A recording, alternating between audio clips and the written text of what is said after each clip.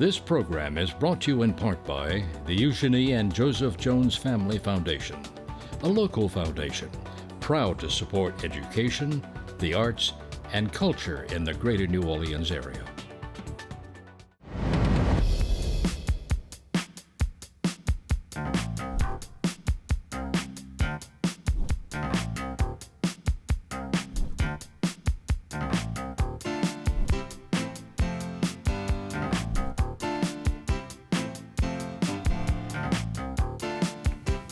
Hello, I'm Marcia Kavanaugh. Thanks so much for joining us. An indictment of a local contractor has alleged a web of gift giving for favors granted. It has also touched off speculation of what might happen next. Happening soon for the New Orleans Police Department will be getting rid of the consent decree, whose guidelines have frustrated administrators. This happens at a time when there is encouraging news about crime rates and help from a state police squad called Troop Nola. We will discuss these stories as well as a possible invasion of mosquitoes and who might be most vulnerable. Plus, the November 5th ballot has more than just the presidential race. We'll look at some of the other races. Joining us are tonight's Informed Sources, Errol Laborde, producer of Informed Sources, David Hammer, Chief Investigative Reporter, WWL Louisiana, Channel 4, Don Ostrom, Channel 12's Future Watch reporter, and Mike Perlstein, Investigative Reporter, WWL Louisiana, Channel 4. And we go over to David first because there was big indictment, big federal indictment that came down last week. And take it, David, because you can tell us this because it's complex. It goes way back, too. I mean, this is quite a complex story. But really the key thing to know is that the Department of Safety and Permits has been beset by bribery and these kinds of things for quite a while. And as I've reported for many months now, into last year, there was an investigation into a specific person, Randy Farrell, who owns IECI, which is the largest private building inspection company in the area and handles the vast majority of inspections on behalf of contractors. And then when they sign off on a building as being safe or up to code, the city of New Orleans and Jefferson Parish and the city of Kenner and these other places accept those findings. So it's a really important position. And dating back to 2012, we had confirmation that they were doing an investigation into him and whether he was essentially self-dealing, paying bribes or being paid bribes in order to give uninsured or unlicensed people jobs and passing through permits and then approving jobs on the back end that shouldn't have been permitted in the first place. And so the first time that we saw an indictment involving this kind of scheme was in 2019.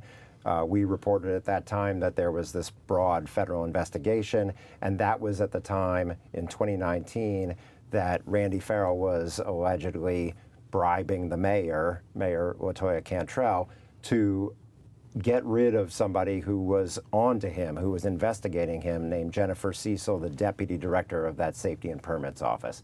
And I did an interview this week, actually, with the director at the time, Zach Smith, who was also communicating with his bosses in city government that there were concerns about Randy Farrell essentially paying for permits for unlicensed people, then doing the inspections on the back end, getting those jobs through.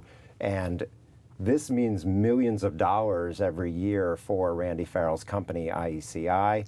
And so the idea was if he got caught by Jennifer Cecil and Zach Smith and these other people inside the Safety and Permits structure, he would lose out on big business. And so the allegations in the indictment are that he was paying the mayor, giving her gifts, tickets to the NFC Championship game, steak dinners, and a new iPhone and all these things so that she would get these people off his back. Now, she is not indicted, but she and the CAO are named in this indictment. Correct. Well, they're named as Public Official 1 and Public Official 2. Public Official 2 being Gilbert Montano, the Chief Administrative Officer. And that was really the biggest new thing in this indictment. I've been reporting since late last year and earlier in this year about the specifics that we ended up seeing in this indictment because I put in public records requests back in 2019 when we first became aware of this. The thing that was really new was that Public Official 2 Gilbert Montano, is accused of asking for and getting gifts, specifically tickets to the national championship game that was won by LSU back in 2020, and then turning around and demoting Zach Smith, who was continued to investigate Randy Farrell after Jennifer Cecil, his deputy, was fired. Okay, now as you said, that Farrell, he has done inspections for different entities, Jefferson Parish, City of Kenner, but this indictment is related only to the New Orleans Safety and Permits Office. That's correct. Is that correct? That's correct. But there are a number of issues that we've uncovered. Katie Moore and I have been doing a series called Hidden Dangers for years at WWL Louisiana, showing how different issues in different places, including Jefferson Parish, were handled by IECI, and there are allegations of falsified permits there as well. A former employee of Randy Farrell's at IECI, James Muhammad, who was the code enforcement director of the city of Kenner, was also doing private inspections. He went to prison for this very similar kind of scheme of self-dealing with permits and then inspecting the property and the work on the back end and approving it, was essentially, inspecting your own work. Whatever happened to Miss Cecil? Is she around? Have you talked to her? I have talked to her. She's, not been willing to comment on the record on this at this time, but she is not living in the area anymore. She's left the area. And if I could just interject, if you look at this indictment, you really see a timeline of this alleged corruption and how differently this all could have turned out if they had taken the warnings of Zach Smith, Jennifer Cecil, because Randy Farrell and IECI had, all kinds of connections to multiple parishes and municipalities. They could have been portraying this administration and Mayor Cantrell as the hero who finally cleaned up a long troubled department. You know the whole history there. And that's the thing, we hear about people greasing palms in permit offices all over the world and in this country for, decades and decades. And here's a case where you have functionaries, you have bureaucrats who were on top of it and were ferreting out these kinds of, corruption and trying to. And the allegations in this indictment were essentially that they were thwarted by the people in ultimate power, the mayor and her number two. And then Farrell faced tax evasion charges too. Correct. He pled guilty in 2021, and it's interesting because they had a lot of this information that's included in this indictment back then. That was not included in his conviction and his pleading guilty at the time. So now they're taking another bite at the apple, essentially, but with new charges. But they knew about this at the time, investigators did, and it'll be interesting to see how this plays out, because he would be key to building a case against the mayor if they continue along this path. And what they have laid out are, the indictments are always carefully crafted, including just enough information to support the charges, but also to send signals to all the attorneys involved. Here's what we have on you, and obviously they have text messages, including some that were quite incriminating against Randy Farrell. Right. So they're dangling that out there. He's always in a position, like any defendant, to cooperate, plead guilty, and tell what he knows about others, unindicted co-conspirators, and that includes public, officials. So David, is this all regarding electrical permits, or is it for other areas of construction too? This is for many areas of construction. Okay. Keep in mind, Randy Farrell is indicted, but so is his company, IECI. And IECI did building inspections, mechanical inspections, electrical inspections. And Randy Farrell himself was an electrical contractor, had his own electrical company, and did electrical work. But he was certified as an inspector to handle all kinds of inspections. Does Hard Rock come into play at this at all? Not specifically at the IECI. Hard Rock was inspected by city inspectors, and as I've detailed in stories going back to right after that terrible catastrophe, which is now coming up on the 5-year anniversary, there were inspectors who were supposed to be there inspecting in person who did not, city inspectors. None of those were charged, and the 4-year statute of limitations passed last October, so it looks like there will be no criminal charges in that case. What does this indictment that just came down last week possibly portend for the mayor? Well, it doesn't portend well for the mayor. I mean, she is an unindicted co-conspirator in a bribery scheme. And she has not been charged, as you point out, and that's very important to point out. But federal prosecutors do not bring charges like this that name a high-ranking sitting mayor like it does without having more and without having plans to go forward beyond this. Whether they do or don't, we will see. But it certainly portends, if that's the word we're looking at, that they are directing their investigation toward her. And don't they have to get the approval of the Justice Department to go ahead with those kind of? Exactly. I mean, we have a sitting mayor in New York right now who's under indictment. You don't do that lightly. The will of the people is that this person is in office. They don't try to go against that unless they have something very solid. And right now, you only have enumerated $9,200 in gifts that she received according to this indictment. That's not a lot of money. You would have to expect that there's a lot more there that they would be bringing if they're going to bring charges against her. And also understand that every federal indictment, especially this kind of multi-pronged indictment of Randy Farrell and his company, sets off a chain reaction of the unindicted co-conspirators talking to their attorneys. Everyone's looking at their, exposure in this. We saw this with the indictment and then conviction of Mayor Ray Nagin about a decade ago. It was built on a number of separate schemes, and when you first saw the first person plead guilty in the case, you were thinking, well, that's not a lot of money. A trip to Hawaii or a trip to Chicago for the NFC Championship game, you don't think it's very much. Granite countertop, and then it got bigger and bigger and bigger. So, well, we shall see. All right, David, thanks. Mike, I'm going to stick with you right now because also federal consent decree, NOPD, it's moving along. Well, there was a real breakthrough, and really kind of we were building towards, with some positive momentum toward this moment. But now we have the Department of Justice and the City of New Orleans have filed a joint motion, and that means the DOJ finally has given its blessings on the reforms that have been made by the NOPD pursuant to the consent decree, which is now, goes back to 2012. So 12 years in the making. And it's not been a smooth road. There have been bumps along the way. And we should note that a lot of the recent positive momentum started with the appointment of Ann Kirkpatrick as the new police chief. And really, she took the city from a hostile posture in this litigation. The city, remember, under LaToya Cantrell and at her direction, and obviously the city was kind of straining, losing officers allegedly, because of the consent decree, and some of that was true, maybe a little overblown. But she had the city file a motion to get out of the consent decree, which would be a hostile motion, and Ann Kirkpatrick came on board and said, we should be taking a different legal strategy. Let's join up with the DOJ. What do we need to do to get to that point where you are giving, the green light for us to get into what is called the sustainment period?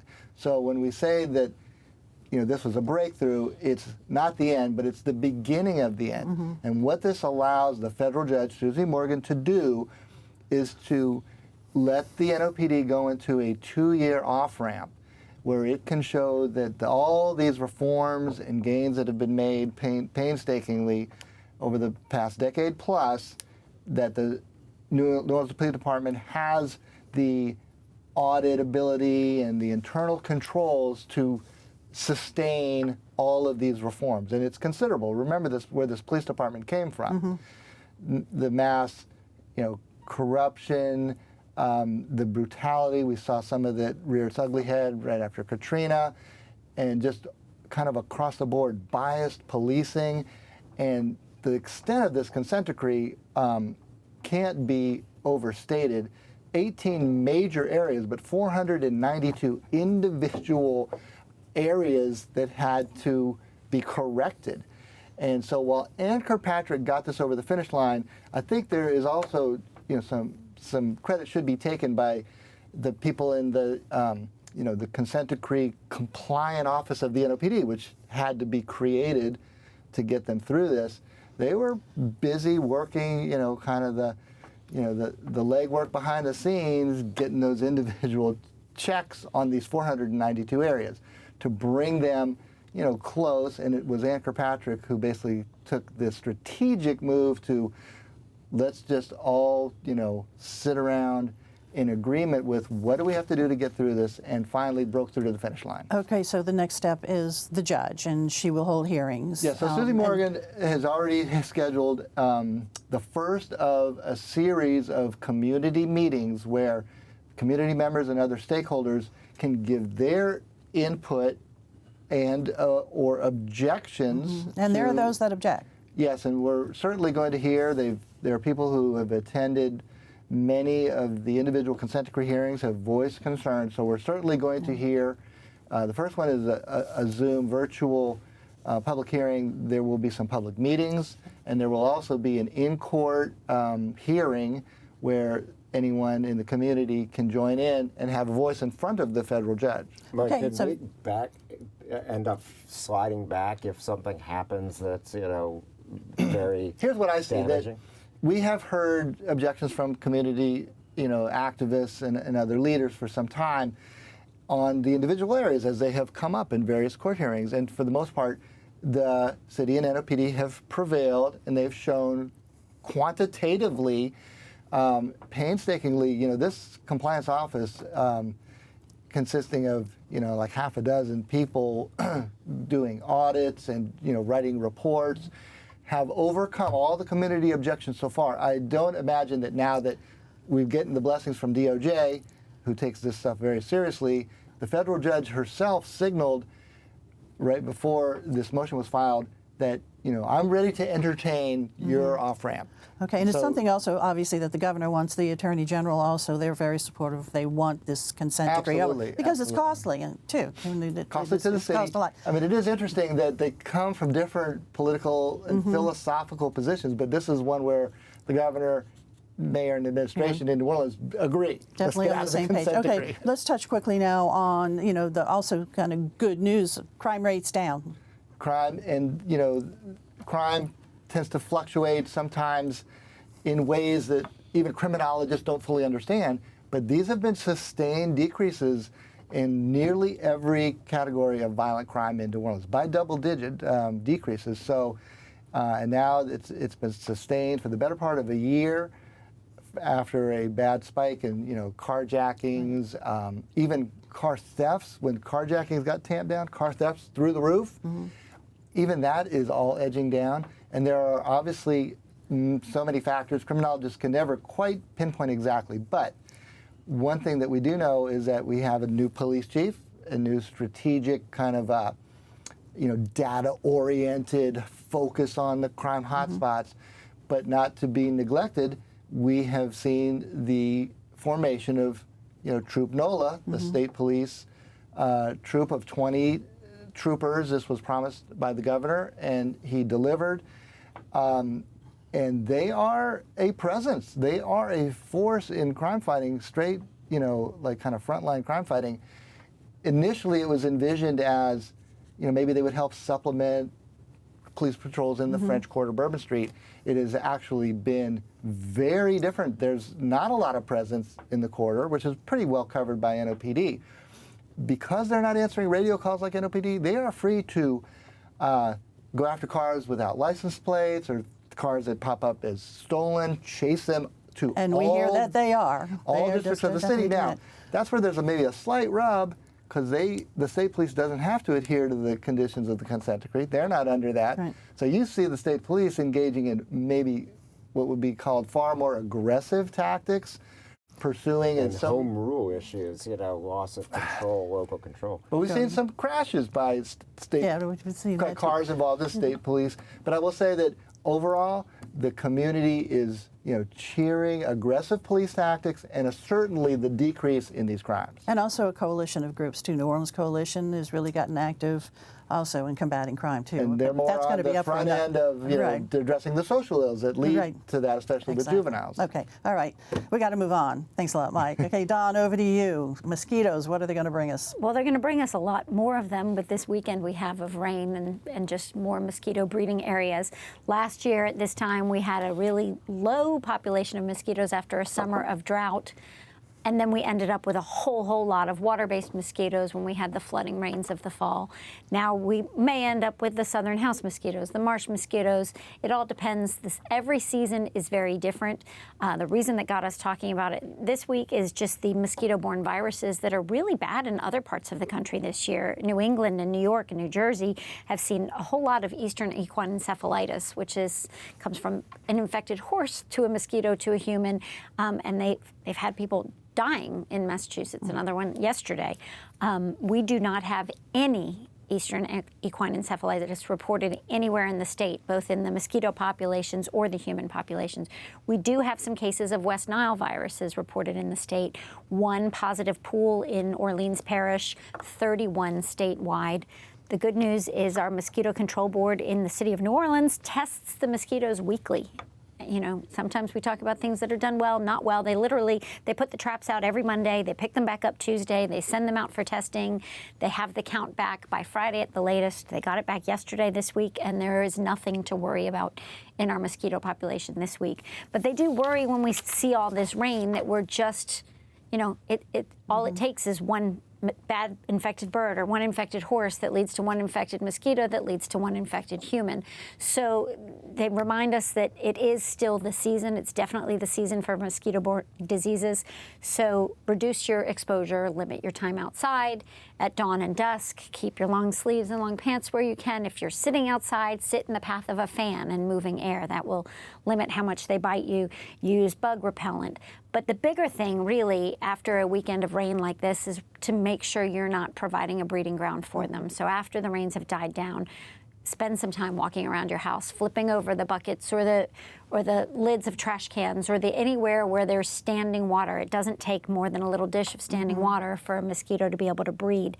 To that end, the Mosquito Rodent Termite Control Board of New Orleans says really spend 10 minutes outside your house every week when you're doing trash duty or something else to look for breeding areas, but also to keep your eyes out for termites, which are active in our climate year-round. There is not we see the termites swarm in the spring, but they're swarming in the spring. They're underground. The subterranean formosans are underground all year round.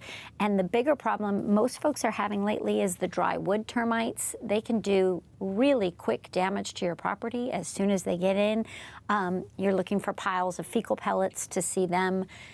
While you're out surveying your home, try to pull brush or mulch away. You know, if you have a slab foundation, they say you're supposed to be able to see that slab so you can see if there's something tunneling into that slab. We all like to put our plants up to the house because it's frankly prettier, but it's not safe for your house or you. So it's a good time to get out there and debug. So yeah, be on the lookout for those bugs. Okay, thanks a lot, Don. E, over to you, because this November there's more than a presidential race. Yeah, first of all, the bugs are real because we just had to have our house tinted a few years ago because of those. The tent of shame. Yeah, because of those dry wood termites. Anyway, all the attention, of course, on the presidential election, but it is a federal election year, and also on the ballot is Congress, and both houses are pretty close in terms of their power thing. In Louisiana, we have 6 congressional districts.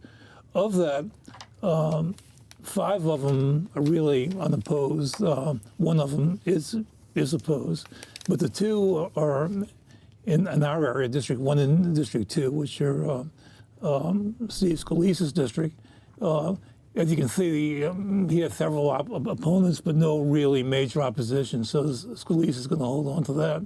In District 2, which is more of the downtown areas, which is Troy Quarters district, he's okay too. There is no major opposition in there, and so those 2 going back.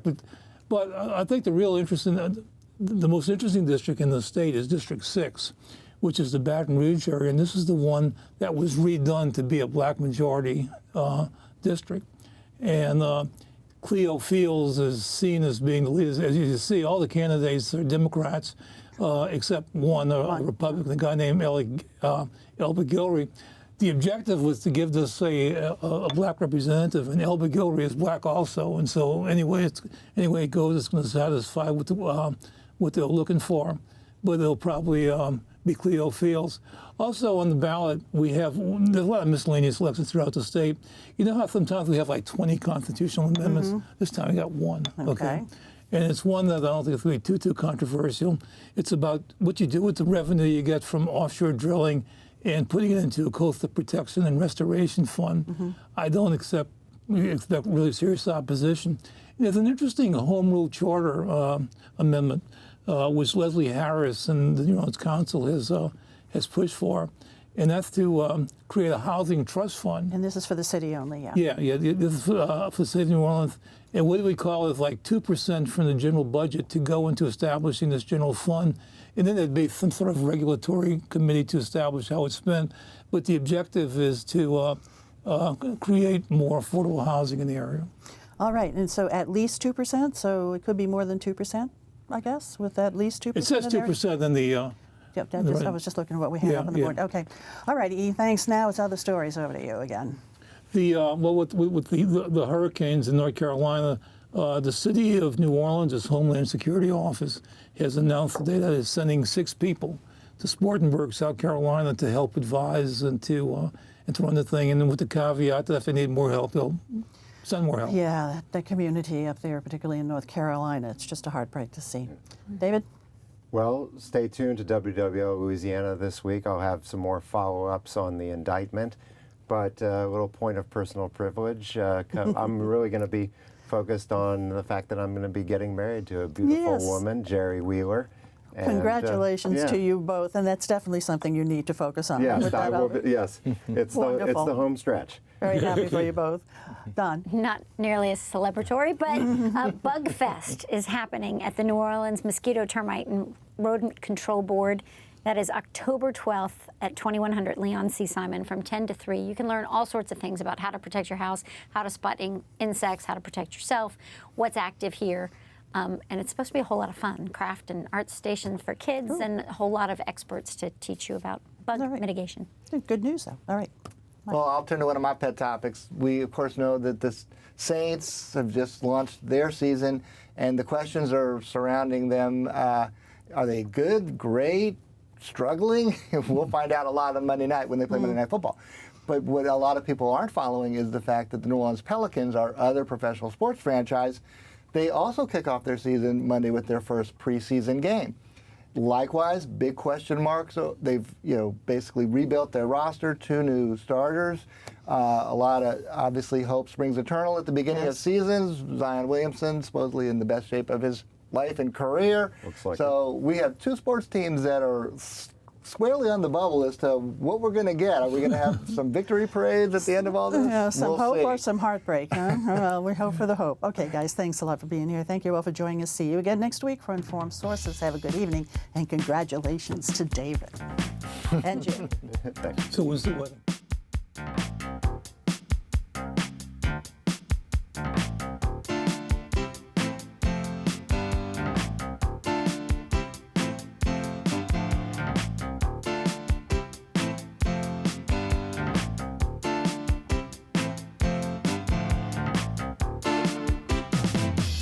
This program is brought to you in part by the Eugenie and Joseph Jones Family Foundation, a local foundation proud to support education, the arts, and culture in the greater New Orleans area.